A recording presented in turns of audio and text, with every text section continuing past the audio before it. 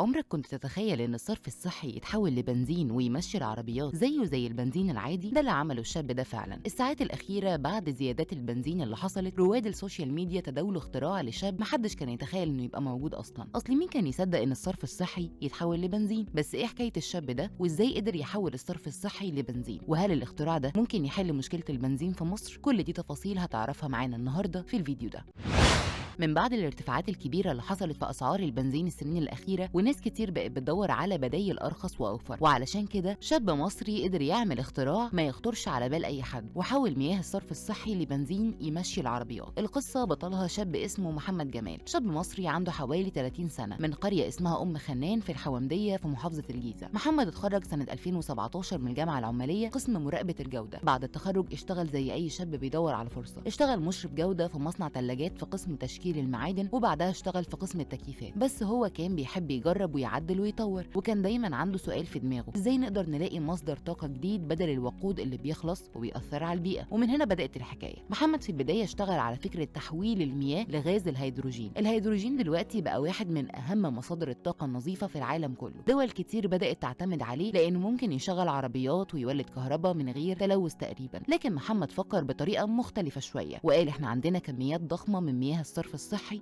فليه ما نحاولش نستفيد منها؟ سنة 2021 محمد بدأ يشتغل على جهاز يقدر يحول مياه الصرف الصحي لغاز الهيدروجين من غير ما يضيف أي مواد كيميائية. ودي كانت أهم نقطة في المشروع كله، لأن أغلب الطرق بتنتج الهيدروجين بتحتاج مواد كيميائية أو طاقة كبيرة، بس محمد هو كان عايز طريقة بسيطة ونظيفة، فعمل اختراع عبارة عن جهاز تحكم كهربائي مغناطيسي متوصل بخزان بتمر فيه مياه الصرف الصحي. المية دي بتدخل على خلايا الهيدروجين خاصة من طريق الخراطيم، والخراطيم دي بتكون نوع خراطيم معين. بعد كده المية بتعدي على مراحل من الفلترة والتنقية، والعملية دي بتفصل غاز الهيدروجين عن باقي المكونات. الفكرة كلها معتمدة على عناصر موجودة أصلا في مياه الصرف الصحي، وخصوصا مادة اليوريا اللي بتكون موجودة في البول. المادة دي بتساعد في استخراج الهيدروجين باستهلاك طاقة قليلة جدا. محمد اكتشف ان الطريقة دي ممكن توفر حوالي 95% من الطاقة اللي بتستخدم في إنتاج الهيدروجين الطرق التقليدية، وده حسب موقع البوابة نيوز. يعني ببساطة كده الجهاز بيحول مية الصرف الصحي لوقود نظيف باستهلاك طاقة أقل ومن غير أي مواد كيميائية، وده اللي خلى الفكرة مميزة جدا. غير كده كمان ممكن يكون بديل للغاز الطبيعي في بعض الاستخدامات، يعني مثلا ثاني الهيدروجين ممكن يكون مستقبل الطاقة في العالم. لكن الطريق ما كانش سهل خالص. محمد جرب كتير وفشل كتير وعمل محاولات كتير ما نجحتش، تجارب كتير باظت، لكن في كل مرة كان بيرجع يحاول من تاني. محمد كان مؤمن إن الفكرة ممكن تنجح وإن لازم يكمل،